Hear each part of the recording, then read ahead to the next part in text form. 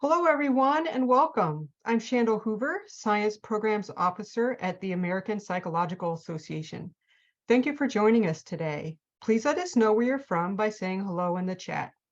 Today's program is the fifth session of Becoming a Psychological Scientist, a six-part webinar series about navigating the application process for doctoral programs in psychological science. Applying to graduate school can be challenging and deeply personal, but it's worth the effort, and we hope our time together brings you closer to success. Today's topic is selecting a program that is a good fit for you. Before we get started, I want to share a few quick announcements. First, many thanks to those of you who submitted questions for today's program. We'll try to get as many of those questions as possible.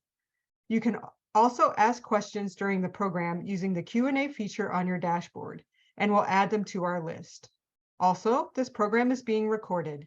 Everyone who registered will receive an email with a link to the recording in about 2 weeks. Without further ado, I will turn things over to Dr. Adrienne Stith-Butler, Deputy Chief for APA Science Directorate. Wonderful. Thank you so much, Shandell. And thank you everyone for joining us today. We're so excited to have this webinar. And I'm very excited to be joined by our panelists today. What I will do is provide some brief introductions for each of them. And then we're going to go straight to questions. There are many that were submitted in advance, and we'll start with those. And then we will keep an eye on the chat and answer as many of the ones that come in live as we can. So what I'll say to our panelists is that think of this as a dialogue today. And so I'm going to be asking each of you questions, but if someone else has something that they'd like to add, or if maybe they have a different perspective, please feel free to do that. We want to sort of have this feel like, I don't know, like we're live sitting in a coffee shop or something like that.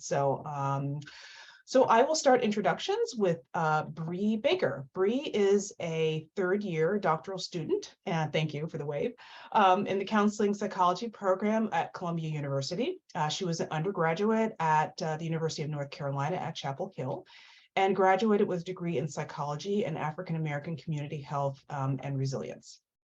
Her research interests broadly include socio-political determinants of mental health, positive Black youth development, and ameliorating social historical racial trauma through community-focused program development. She was recently named a Robert Wood Johnson Foundation Health Policy Research Scholar and is the founder of Girls Reaching Optimal Wellness, which is a school-based mental wellness program for young women of color in the Southern United States. Next, we have Raphael Leite. And Raphael is a fourth-year doctoral student in clinical health psychology at the University of Miami. He is committed to research aimed at understanding the relationship between physical and mental health and addressing health disparities.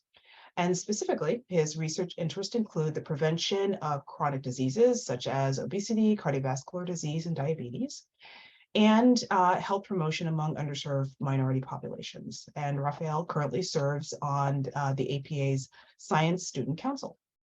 So welcome. And also joining us is Dr. Suparna Rajaram, and she is Distinguished Professor of Psychology and former Associate Dean for Faculty Affairs at the College of Arts and Sciences at Stony Brook University. She studies human memory and the psychological mechanisms of memory transmission and collective memory. And her research has been supported by the National Institute of Mental Health, the National Science Foundation, and Russell Sage Foundation, and Google. And she's also a Guggenheim Fellow. And happy to say that she also serves on APA's Board of Scientific Affairs. So welcome, Suparna. And we have APA's very own Derek Snyder, who is Senior Director of Science Partnerships and Outreach here at APA, where he manages a broad portfolio of programs that serve behavioral scientists and promote their work. Derek is trained in neuroscience and experimental psychology, and in his life prior to APA, he was an academic researcher studying how sensory cues in food guide behavior. So again, welcome to all of you. And I'm going to just jump right in with the questions so that we can get in as many as we can. So I will start, so maybe Suparna, I'll have the first one be for you. And that is, how important is it to identify with the subject of research that the professors are studying in certain programs? So that's a great question. And as these great questions go, there's actually no one answer, but I think it's important to know the pros and cons of each variation of how you might prepare. And that can help guide the choices you make based on the options you have. If you identify and connect with the subject of the research area of a particular program or a professor, that's an excellent match. And you're immediately connecting with specific programs in ways that would be very, very helpful for you to get noticed. That said, if you are seen as being very particular about that area of research, professors who might be in adjacent areas or related areas, but that the relationship is not immediately obvious to you, then you might miss out on their attention because they'll see your interest as being already solidified and specific. And so you might actually miss the opportunity of casting a wider net for getting calls, interview calls, or getting offers. So it goes two ways. If you're absolutely clear that this is what you want to study in your doctoral training, then by all means seek out opportunities in that domain. But if you haven't been able to get those opportunities, you shouldn't worry about it too much, because there are different ways to get noticed in an application pool. Okay. Thank you. And does anyone else want to have a perspective on that or have anything to add? I would say when applying to work with a specific faculty member, ideally, in the ideal scenario, you would have very similar, if not the same, research interests. But I think it's also important to be flexible in terms of if you have a research interest that your faculty member of interest does some work on, but they also do some other work in some other area. As long as there's some sort of similarity there, I think that'll be important, because you definitely don't want to go to a lab that has, research is something that you have no interest in. You'll just end up being miserable and will not be helpful to your graduate school career and journey. So I think having some overlap is definitely beneficial. And if it comes to the case where you end up joining a lab where maybe the interests aren't what you expected it to be, maybe the work that they're doing is different than what it seemed to be in the beginning, I think just thinking about what you can gain from that experience. So whether you're doing research in one area or another, you're still doing research. So what can you learn from the research process itself? I mean, how can you apply that for the future when you decide to kind of research your things related to your own interests? So learning what you can, learning what the research process entails, how to do a randomized controlled trial if that's what your lab is doing, and gaining those experiences, and then later on applying it to your own area of interest. I would add that it's important to remember that this is a training experience. And so when you first get started in a professor's lab, you will probably be working on things that are mostly in their portfolio and that they're interested in. And you should treat those things as training experiences, ways to learn how to do the types of things that scientists in that particular field of endeavor do to perform their research. And then over time, as you develop experience and expertise in those methods and with that research lab, you will no doubt be encouraged to start to apply some of those things to questions that you're interested in. And you'll, in the best case scenario, be encouraged to kind of carve your own niche within the lab.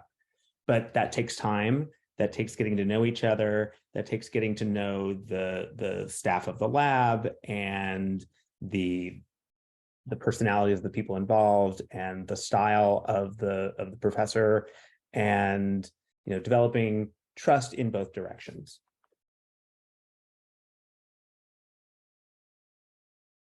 Thank you. Thank you all. Let's see. The next question I'm going to direct to Brianna. What would you tell your younger self to be the one regret you should know when you choose a program?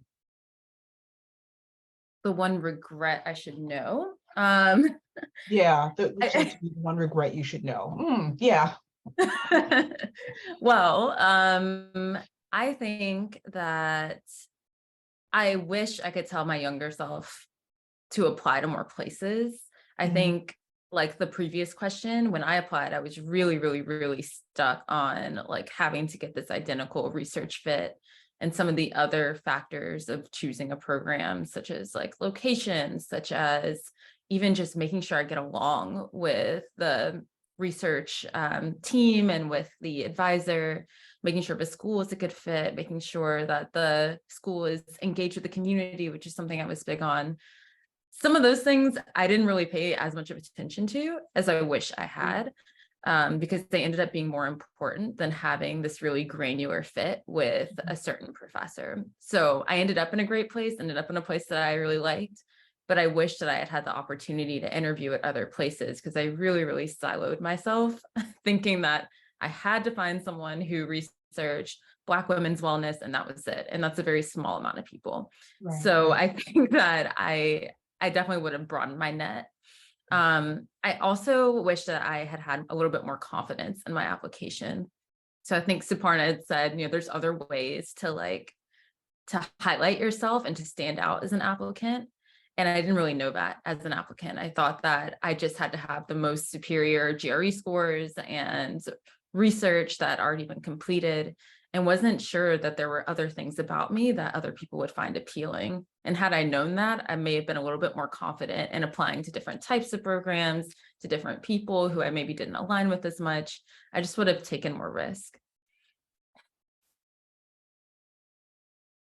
Thank you for those insights. I'm wondering if that's a good question. I'm wondering if anybody else wants to share what their answer might be.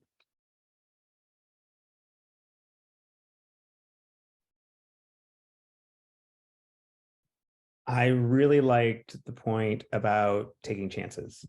In this line of work, you're always taking chances, whether you're, meeting with a new colleague or testing out a new research question. And so you should start that process of experimenting with what it is you want to do with your time and your life as quickly as possible, as early on as possible.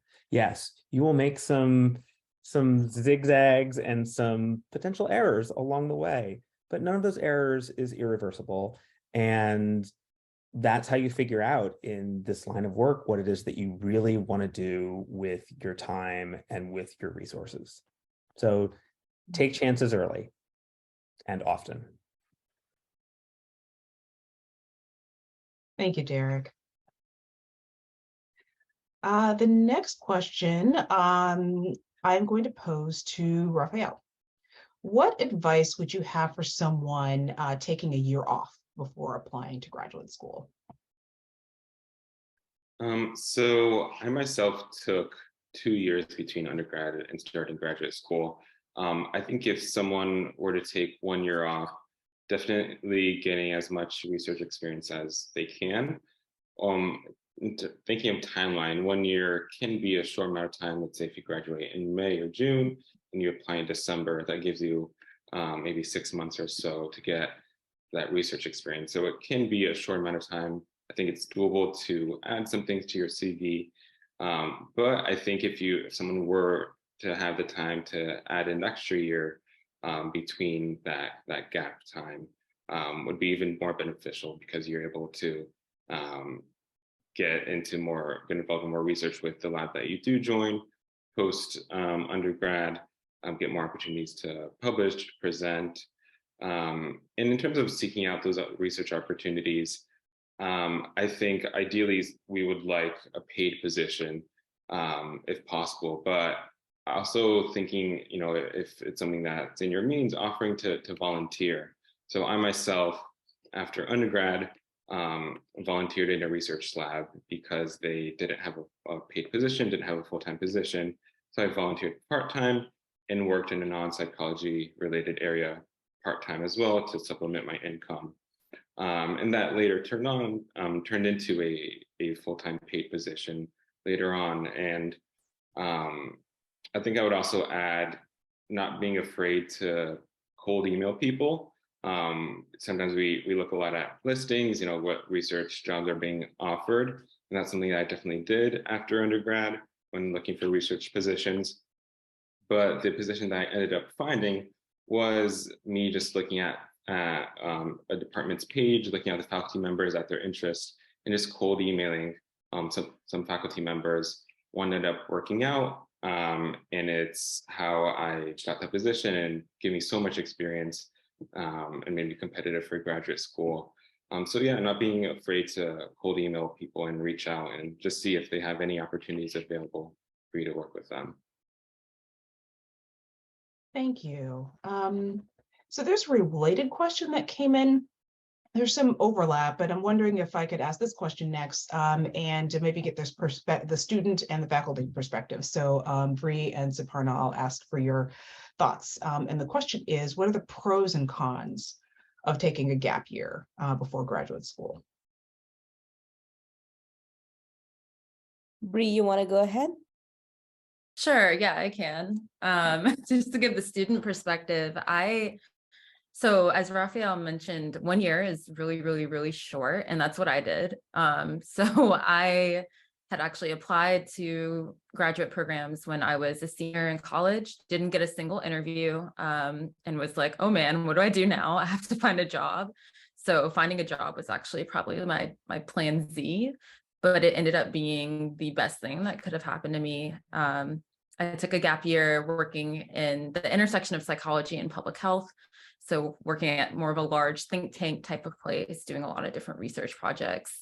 And I felt that during that time, it gave me just the right amount of time I needed to refine my interests, to develop my confidence as a researcher and my confidence in what I wanted to study. It also broadened my horizons as to what is possible. So seeing other types of careers that psychology could bring me. I had never even seen psychologists working in the public health sector. So I thought that that was really cool. I only have good things to say about my gap year. I definitely didn't lose any skills as far as, being able to write a paper, because I was doing that on the job because I was fortunate to get a job in research. I'm trying to think of a con of taking a gap year. I think that it's more personal. I felt really behind. I think that there's like such a push for people to start PhD programs at like 22, which is really strange when you think about it. But that was my line of thinking. I thought that, I had to go straight to graduate school. You see your friends going into medical school or law school, where it is more common maybe to pursue a graduate degree right after. But when you're entering something like the social sciences, a research degree, having more life experience, having more just experience working or in research will only benefit you. Thank you, Bree. I mean, these are all such important points that have been raised. I can only underscore every single point that has been made so far. I think taking a year off or 2 years off, I think the most important question to ask yourself is, what am I going to do with that year or with those 2 years? You could go off and do something completely unrelated. That will hurt you if you apply to graduate schools. Or you could go and do something like, maybe you needed, not everyone can take time off. We all need to make a living. But let's say that you ended up working in a supermarket, but you ended up managing their inventory. Well, that's a very quantitative job. Can you look at that job as the kind of skill that you will leverage when you will get into a lab where you have to organize people, you have to organize information, you have to be quantitatively oriented, you have to sort of say what's coming in, what's going out. If you can relate those meta skills to graduate school and you can say that in your statement, well, I needed to get a job, but here's what I learned in the job that I see as being applicable to graduate school. That's one way to handle. I think it's, so I want to frame this as a process versus a goal. right? You have to look at the process of what you're doing in your time off. By time off, I mean this gap year, and see whether that you can see for yourself how that process is taking you one step closer to what you will do in your doctoral training. The ideal situation would be what Raphael first pointed out: get a paid research assistant or lab manager position or something like that. That's ideal. But those are, obviously not as many in number as there are people who want them. The second is part-time. The third is hourly. The fourth is, if you can afford it after a 40-hour, job per week, a few hours of voluntary research, because that really communicates both your love and commitment for what you want to do. And it is so powerful to read that in a statement. And it is so powerful to get letters from supervisors who are not even in the research area saying, I see the love shining in this person's intellect for these parts of the position. And you can see how that relates to the doctoral training. And so you need to understand what's involved in doctoral training and connect it. And this actually also addresses a question, Adrian, that came out in the Q&A. What would be some of those other ways to stand out? Well, these are some of the ways you can stand out by not losing focus on where you're going, even as your path is taking twists and turns, as Derek said. Every path has stop goals that relate to your goal. Right. And if you can see it, you'll be able to communicate it. And that's very powerful. Yeah, so true. So true. Thank you, Siddhartha. Thank you. Can I say something too? Absolutely. I'm going to raise the thorny issue that what if you didn't plan ahead? What if you took that year and surfed on a beach in Hawaii, or backpacked across Europe, or did something that on the face of it seemed like the getaway of a lifetime? You want to think about how you can frame that experience in a way that indicates that you learned something about yourself that will help you in your journey ahead as a graduate student. So maybe you met people from different cultures and developed an appreciation for learning about people from different cultures that could be useful for you. Maybe you worked out some personal issues that were really important to clearing your own headspace and preparing you for the rigors of being a student. My point is that it's okay to do things in a gap year that are for you and that benefit your social and physical and mental health. You do want to consider, while you're doing those things, what you're gaining from them that will make you a better student when you come back.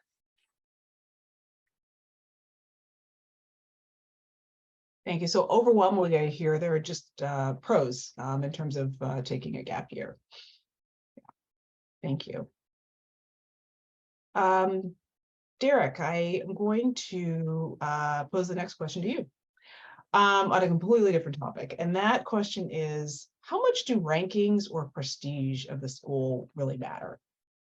Oh, that is a complex but important question, especially in an environment where many people choose a college based on rankings and prestige.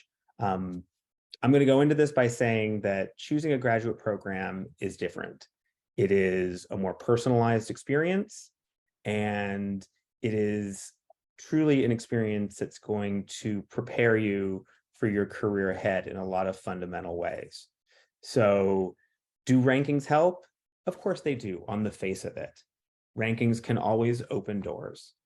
But it is far more important that you find fulfilling work with supportive people in an environment that truly moves you forward as a scientist. So rankings are something that you should consider only as superficial measures and almost as icing on the cake in the end. What you really want to be considering are questions like, is this a place where I want to spend the next several years of my life, working hard and working with these individuals on this topic that I find fascinating?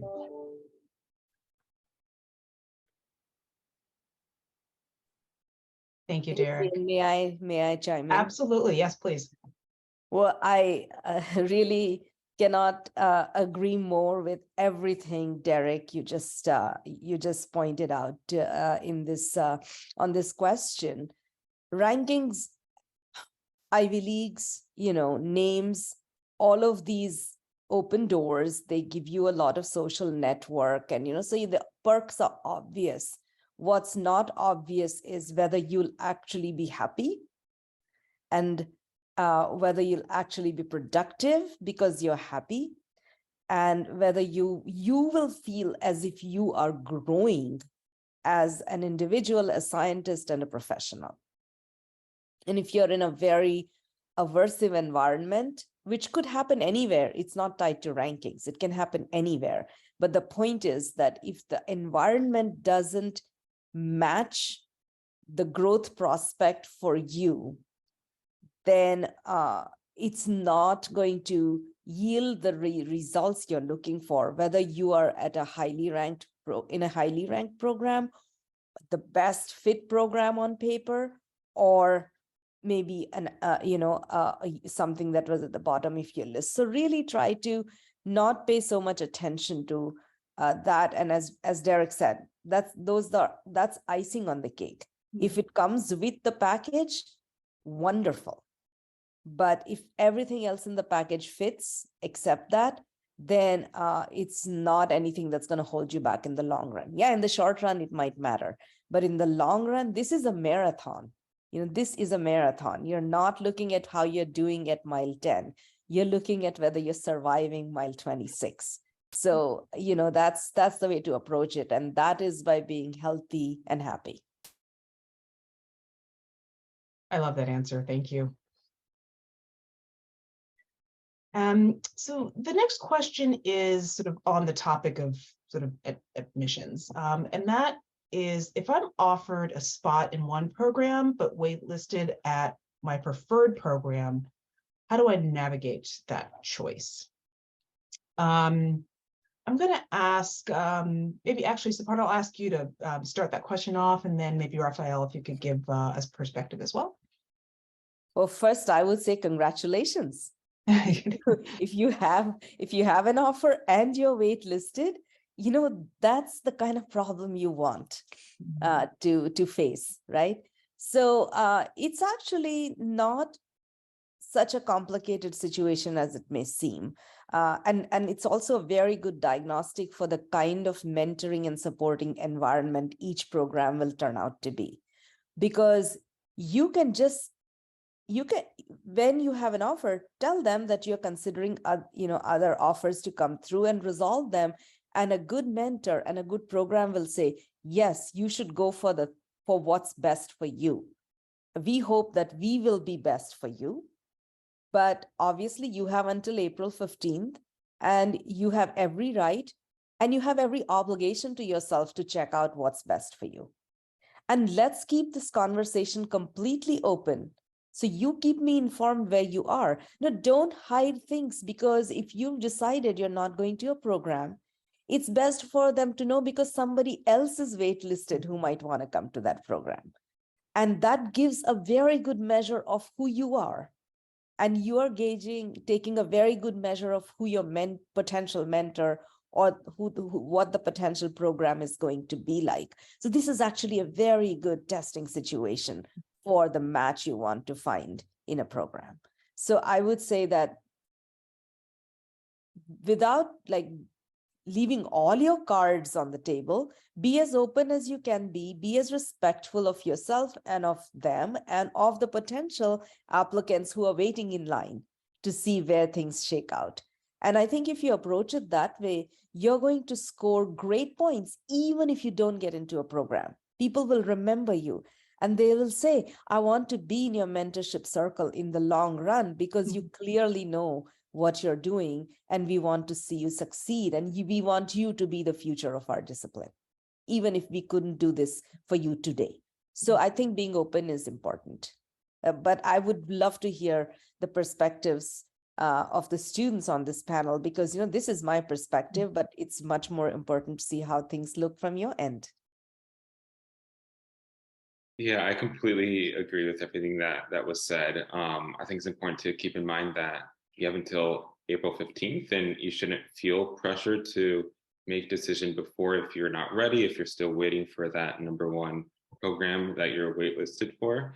And I think if you do feel that pressure, as it was mentioned, it's a really good indication of the type of mentor that person is. If you're feeling pressure to make a decision before that deadline, it's a really good indication of what your experience may be like if you were to choose to work with that mentor.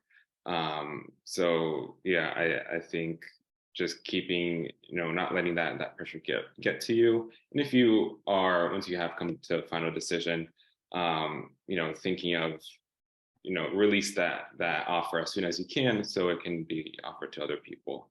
But yeah, I agree with all those points. Can I jump in too?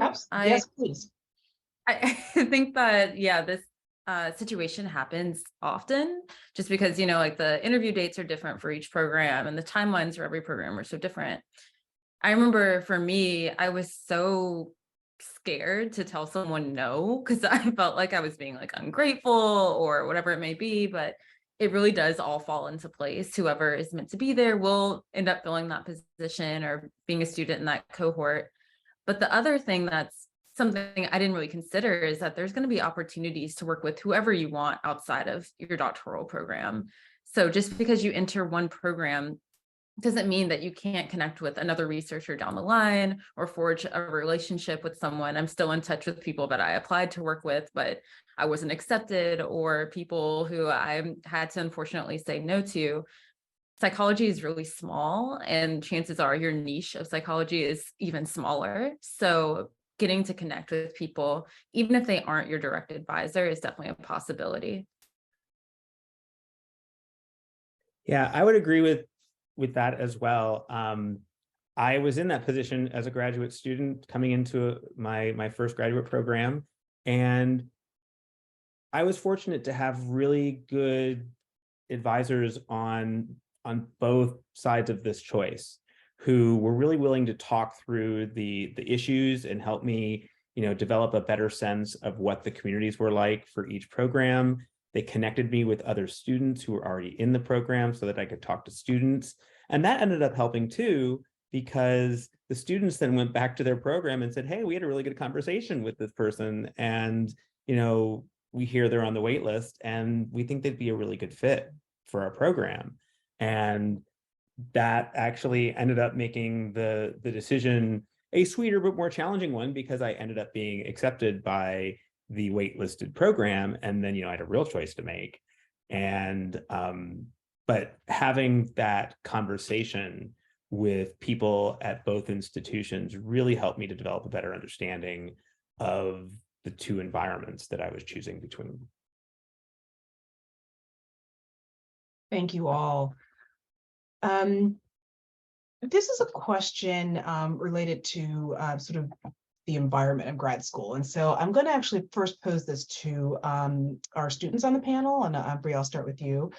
And that is, how should we evaluate the environment of the grad school we choose? Like, not the academic environment or sort of like the work that you're doing, but rather sort of the place itself, sort of the city, the town. That's such a good question. And when I interviewed, it was early 2020. So I had the luxury of going in person. I don't even know if that's a thing anymore. I don't know if graduate school interviews still happen in person or not, where you get to tour the campus, but it was very helpful. But even before that, before you even get to the interview stage, I spent a lot of time on each program's website. I spent a lot of time researching the faculty, even the ones that I wasn't specifically applying to work with, to get a handle on some of them social media, just to see like what kind of people they are, like evaluating a person as a human being. Would I like to be in a space with this type of person or with a specific person? Once it got to the interview stage, for me, I paid a lot of attention to how the students interacted with each other. Is it a competitive atmosphere, or do people seem to get along? Do people seem stressed? You can feel tension in the air. Do people talk? Do students talk openly while their advisor is around, or does it seem to be a more tense atmosphere? Is something I looked at as well. For me, my identity, my like racial ethnic identity is really important to me. So do I see other Black students on campus? Are there opportunities to join a Black graduate student association? Am I going to feel supported? Again, me as a human was a really big thing for me as well. And that extends beyond, unfortunately, what you can read in a diversity statement or what necessarily is going to be posted. Also, something I didn't do that I wish I did was just reaching out to graduate students who are already a part of those programs to see what their experience has been like, and getting to ask them some of those questions that you don't necessarily want to ask during an interview or ask your advisor or your potential advisor, asking them if they like it. Are there things to do around the city? Do you have friends? Do you feel connected to the campus community? Graduate school is so different than undergrad. So there may not be, a whole bunch of student orgs. You probably don't have time to join them. But at the same time, it is important to find spaces where you feel connected and where you are able to cultivate some sense of community. So I would say definitely reaching out to people who are there, taking your time to research the atmosphere in the surrounding area, and also looking at faculty and just how they behave without their research hats on. Thank you, Bree. Raphael, how would you respond to that question? Yeah, so I think it's really important to consider your personal interests. For example, if you're into running, if you're into hockey, is there a running club in the city? Is there a knitting club, a hockey team, ultimate frisbee team, whatever it may be? Because you're a person outside of being a graduate student. So can the city and town fill your cup in those other ways? Also considering the demographics of the town or city that you're choosing to potentially move to. Is it more of a college town? Is it a town of retirees? How would you fit in that way? Other things that I think are important that people may or may not consider is the weather. The climate, is it something that you can adapt to? Is it something that you're used to? Well, you have to adapt to being in the snow for however many months a year. I think also distance from home. Is it easy to catch a flight from that city or town to go home for the holidays? Do you have to drive 3 hours to the airport and then take 3 connecting flights to get home? I think those are all important things to consider as well in terms of the overall environment of where you choose to move to. All super important points. Very good. Thank you. Anything else that Suparna or Derek that you would add to that? I would say that all of those things are very important. Some of those things are situational. Some of those things are more existential. And the existential things definitely take priority there. If you don't find that the city that you're considering going to can meet your needs as a human being culturally and in terms of your identity, then that's a big red flag that you should consider. There are other concerns, though, that are a bit more situational, and it's important to realize that you're not going to be here forever. You're going to be in this place for a few years of your life, and you're going to spend a lot of that time working hard. So weather is important and can have some health implications. But on the other hand, if you've never lived in a place that has winter, maybe this is a good opportunity to try that. You may find that you're not a winter person, and that's okay, but now you know. So there's a fair amount of exploration that you'll want to do here, and a fair amount of new experiences that you'll want to be open to, but you also do need to be aware of how the place that you're considering can meet your core needs. Thank you, Derek. Thank you. Thank you. Oh, thank you all. Let's see, there are a couple of questions that are about sort of advisor / mentor. And question is, what are some important things to consider when deciding if a potential advisor is a good fit? And another sort of question sort of phrased it as like, what's a green flag? Like, how do you know that the match is good or the fit is good? So I'll ask first for a volunteer for that question before I say pick a box.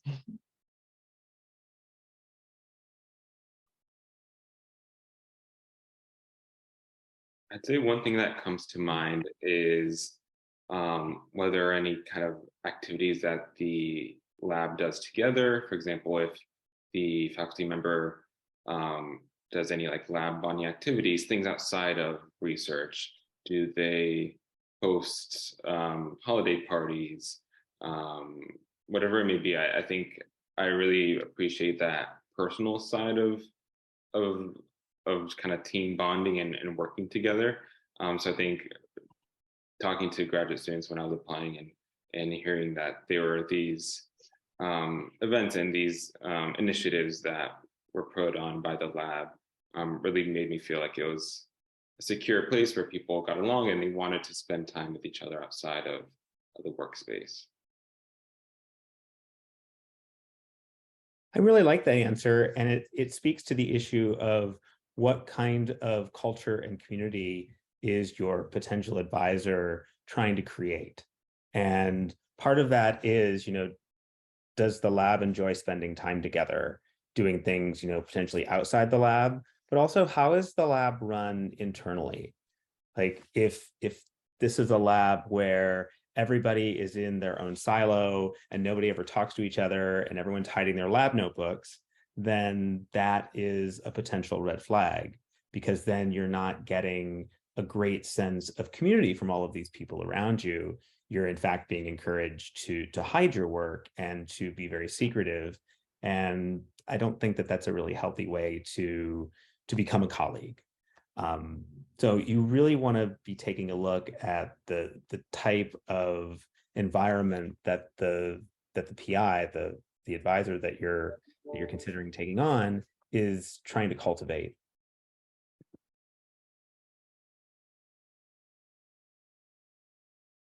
Thank you. So this is a good question. What are my options if I choose a program that turns out to be a poor fit? Like, what are the options? What do you do? So maybe I'll start with Derek and then invite others to also answer the question if they'd like to. Okay, this is a very thorny issue. And if you end up finding yourself in it, you're going to be asking yourself a lot of difficult questions. Namely, what are the consequences if I step out of this program that I've invested time and energy in? Will people see me as a quitter? Will it kill my chances for joining another program or another lab? And I'm going to argue that if handled right, this can actually help you. Everyone in this field knows that becoming a scientist is a very personal and a very complicated and a very challenging journey. And sometimes the situation you find yourself in just isn't meeting your needs. And one question to ask yourself is this situational? Is it, maybe you just don't like writing, or maybe you just don't like doing certain things in the lab. And I would say to that we all have parts of our jobs that are less pleasant than others, and there's a certain amount of learning to cope with the things that you don't like that is essential in any career. But then there are deeper issues where maybe you're experiencing conflict with people in your lab or with your advisor, and you've tried to work these out in informal and amicable ways, and it's not working out.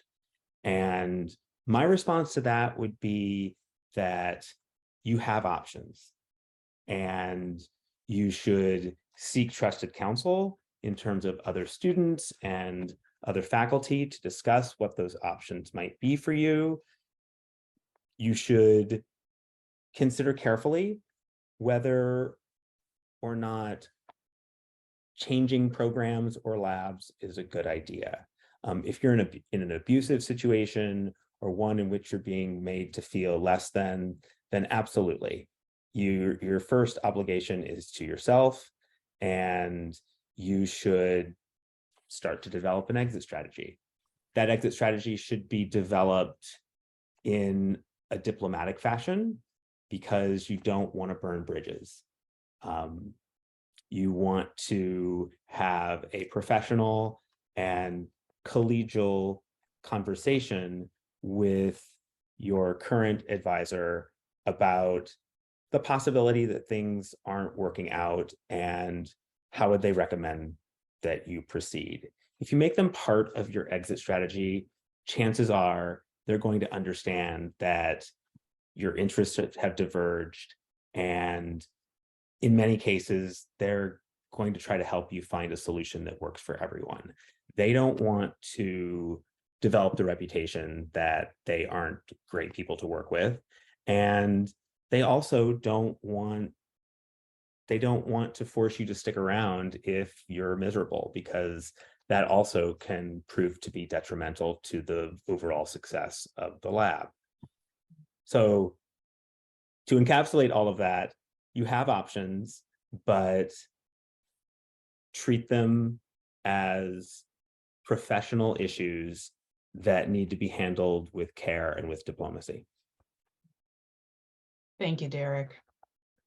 Any other thoughts on that thorny question?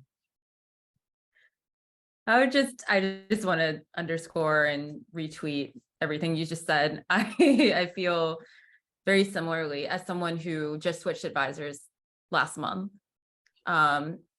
It doesn't always have to be, I guess, a bad thing. And I think that there are those feelings of, okay, I'm unhappy or things aren't working out. Where do I go from here? Do I look like a quitter? Am I going to be a failure? All of this sort of thing. But involving trusted individuals and your current advisor in, again, that exit strategy or that change strategy that you were talking about will make a world of a difference, because ultimately the program wants to graduate people. They want to graduate successful and happy people. Advisors, for the most part, usually are good people who accepted you with the intention to train you. And if they can't, right, they're going to try and find you somewhere that can. And so I think that that really helped me on this very thorny issue. Things are going to happen in a program that may upset you. It's also just, it's a long time of a lot of work.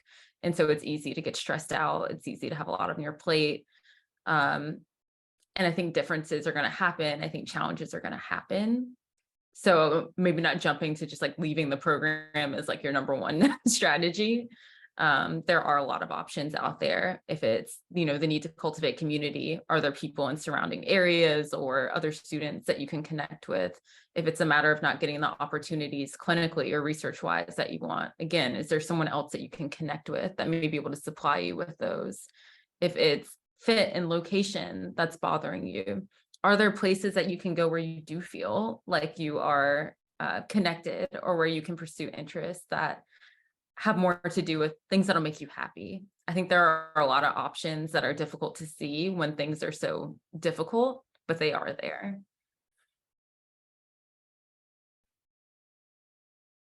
Very true. Thank you.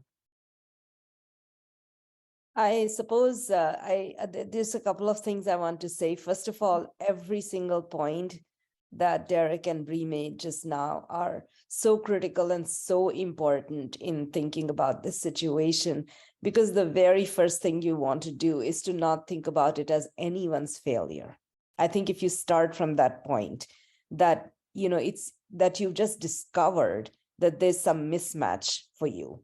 And it's a question of how you're going to negotiate that mismatch, because you could have gone to a professional job and found that it's a really bad match, and then you want to leave that, but you want to stay in that industry. You want to do the same thing, right? You don't want to make enemies. You don't want to upset people. You don't want to upset yourself, but you want to find a path where you can get to a better place or a better match. So, I mean, if you think of graduate school in the same way, I think it's really true. Neither students nor advisors want it to go bad. So there is no reason for it to. And the other point I want to make is it does help to take time to understand what it is that's not working for you. Actually, it's surprising how often we attribute the situation to one thing when it's actually something else. Like maybe you really enjoy the stats courses, but you really don't enjoy certain other types of research. Now, yes, to get a doctoral degree, you have to do everything, but it is possible to identify that there are these things that you just don't like, and there are these other aspects of the training you really like. Have that conversation, and you might be surprised how willing the program might be to sort of adjust the situation for you within the parameters so that you can actually finish the degree in a way that capitalizes on your strengths and interests without completely leaving the requirements behind. And I think that's also is a way out. And then you go get a job that matches those skills rather than going to a research or an academic position.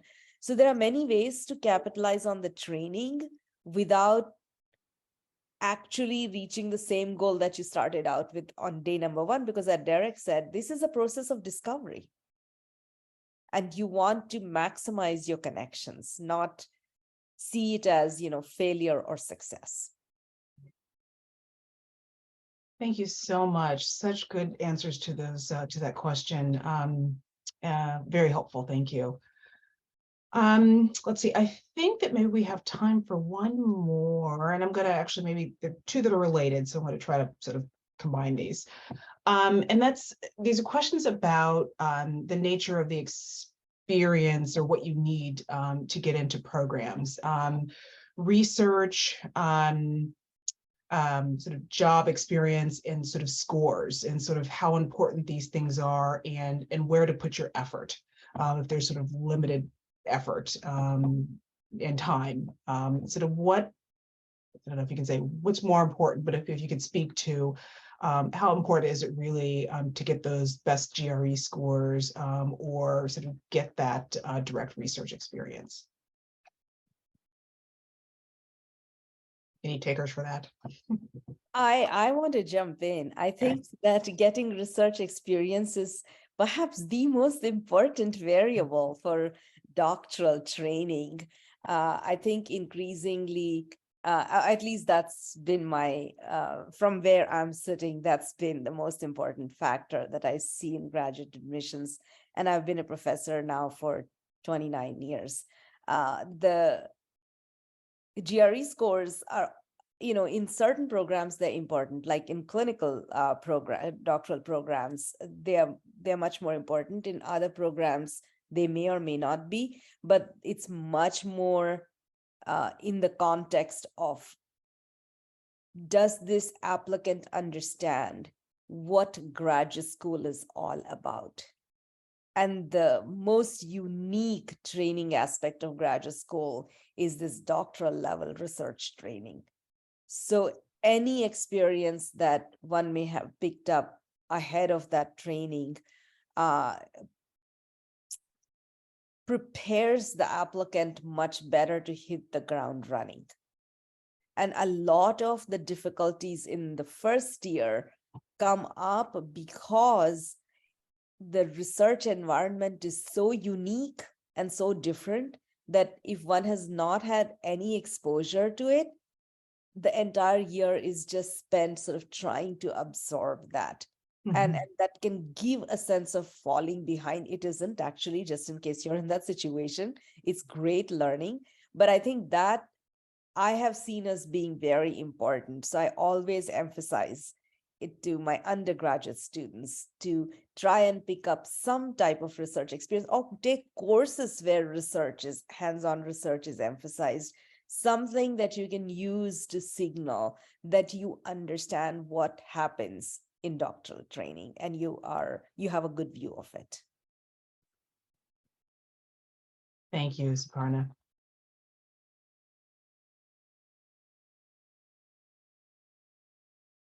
Any additional thoughts about that question before we close? The hour goes so fast. I absolutely agree with what Suparna just said. The skills that you bring to bear on being a scientist are skills that are challenging to develop anywhere else. And so it's hard to know whether being a scientist is going to be right for you unless you do some work as a scientist and learn about those skills and learn how well you acquire them and how well you enjoy them. So getting that research experience is by far the most important indicator, both for a potential graduate program, but also for yourself in determining whether you will flourish at becoming a scientist. The GRE scores, the GPA, I think most programs these days understand that there are so many factors that go into developing as a scientist that not all of them are related to age-old standards like grades and scores.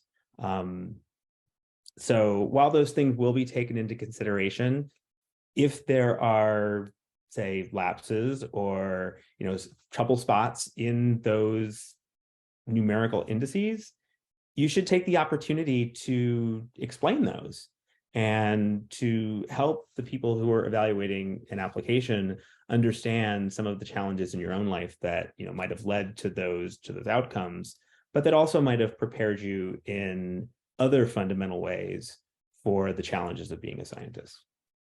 Hey, Derek. So speaking of research experience, before we go, I'm wondering if you might want to say something about Super, which has just been sort of blasted out for folks in the chat. Hey, Adrian, it's like you're, asking me a leading question. So What? Super, everyone.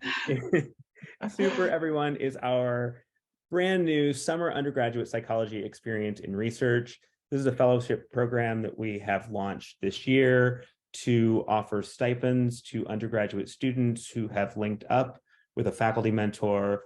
We will pay for a $4,000 summer stipend so that you can spend time in the summer working with a researcher. We will also throw in some money for the researcher as a token of appreciation for their time.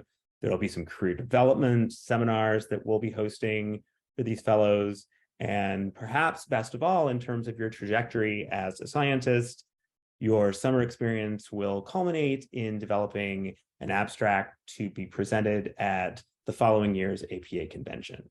So we're helping to get students from underserved backgrounds some important research experience that they can also use to develop presentation skills and meet some other scientists and some peers that will be a good professional network as they move on their journey to becoming a psychological scientist.